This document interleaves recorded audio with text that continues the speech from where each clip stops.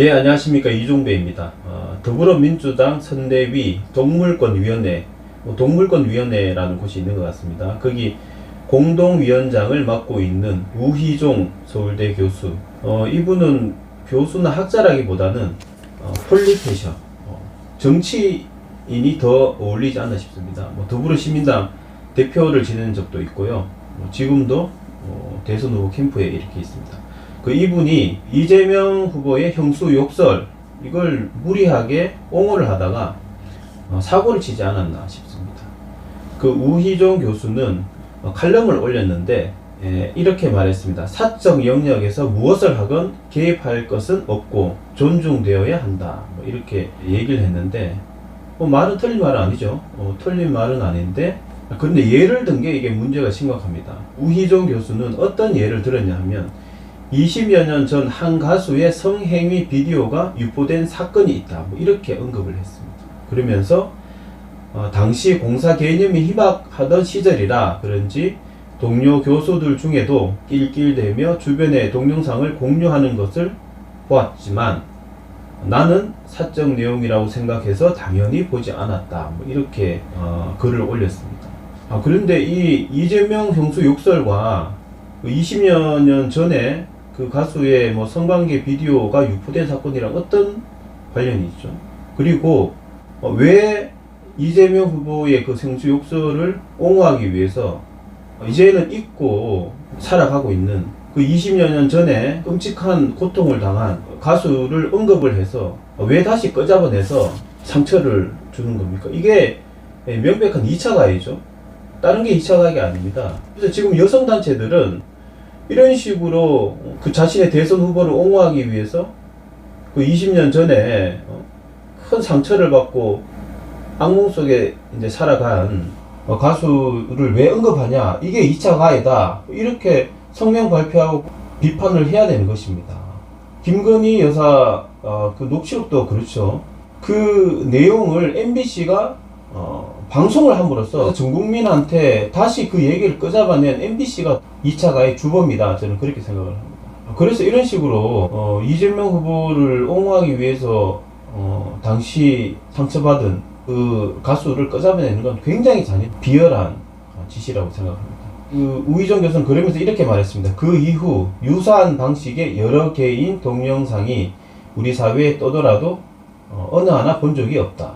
이렇게 얘기를 했는데 이거랑 이재명 형수 욕설이랑 어떤 상관이 있습니까? 자기가 그 당시에 떠돌던 동영상을 안 본 거랑 이재명 후보 형수 욕설 파일이랑 어떤 상관이 있다는 겁니까? 그러니까 자기는 안 들었으니까 다른 사람도 이재명 후보의 욕설 파일을 들으면 안 된다, 이런 말을 하고 싶은 겁니까? 대단히 편협하고 논리가 궁색합니다. 논리적 비약입니다. 우희종 교수는 그러면서 이렇게 또 얘기를 합니다. 타인의 사성 내용을 왜 보고 들을 이유가 없는가 라고 묻는다면 사람의 삶이란 사람마다 다르며 누구의 판단 대상도 될 수 없다는 단순한 생각이다. 내가 그의 삶을 대신할 수도 없고 그도 내 삶을 대신 살아줄 수 없다면 각자의 다른 삶은 서로의 몫으로 존중되어야 한다. 이렇게 얘기를 했는데 이게 이제 이재명 후보의 형수 욕설을 옹호는 하고 싶은데 마땅히 옹호할 논리가 딱히 떠오르지 않죠. 그러니까 이런 식으로 삥삥 돌려서 아주 현학적이고 삥삥 돌려서 이렇게 얘기를 하는 겁니다. 이게 무슨 소린지를 잘 모르겠습니다. 그러면서 또 이렇게 말합니다. 그 점에서 이번 김건희 씨가 기자 대화 방송은 지켜보았다. 그러니까 그전에는 자기가 성행위 비디오도 안 보고 한간에 떠도는 그런 영상을 안 봤는데 이번에는 봤다는 거예요. 아무튼 그 점에서 이번 김건희 씨의 기자 대화 방송은 지켜보았다. 대선 후보 부인과 기자가 불륜 관계가 아닌 이상 그 녹취가 사적 내용일 것이라고는 생각하지 않았기 때문이다.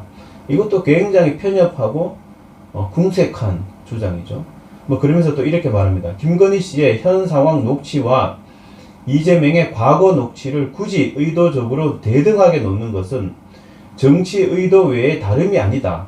우리 사회도 이제 불순한 의도로 공개되는 사적 내용을 거부하는 성숙한 사회가 되었으면 한다라고 얘기를 했는데, 너무나 이 뻔뻔합니다, 이 논리가. 그러니까 그 김건희 여사의 녹취록은 사적 내용이 아니기 때문에 공개되어야 되지만, 이재명 후보의 형수 욕설은 사적이니까 공개되면 안 된다, 뭐 이런 얘기를 하는 건데, 이게 말이 되는 논리입니까? 그 김건희 그 여사 녹취록도 사적인 내용인 것이죠. 기자랑 통하면 다 그게 공적인 겁니까?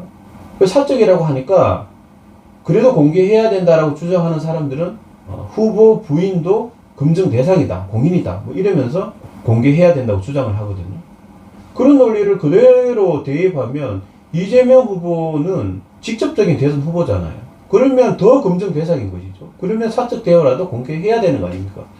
그래서 우희정 교수가 주장을 하려면 대등하게 놓는 게 잘못됐다는 게 아니라, 대등하게 놓고 공개를 하면 다 공개를 해야 되고, 공개를 하면 안 된다라면 다 공개를 하면 안 된다라고 주장을 해야 되는 것이죠. 너무나 주장이 모순적이고 논리적 비약이 굉장히 심합니다. 그러면서 이렇게 말합니다. 또 과거의 모습으로 현재를 판단하는 것은 위험하다. 사람은 변하기 어렵다지만 동시에 분명한 것은 사회가 그렇듯이 사람도 성장한다. 사람의 성장은 단지 시간이 흐르거나 나이가 들어서 이루어지지 않는다.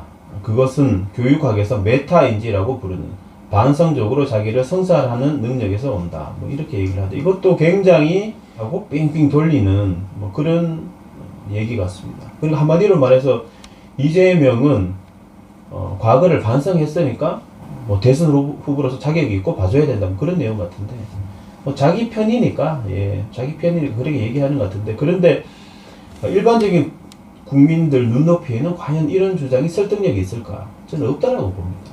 뭐 그러면서도 뒤에 뭐 더 내용이 있는데, 이것도 굉장히 현학적이고 빙빙 둘러서 두리뭉실한 얘기를 했습니다. 아무리 대선 캠프에 있더라도 어쨌든 지금 교수면 학자지 않습니까? 그러면 학자로서의 최소한의 양심은 있어야 되거든요.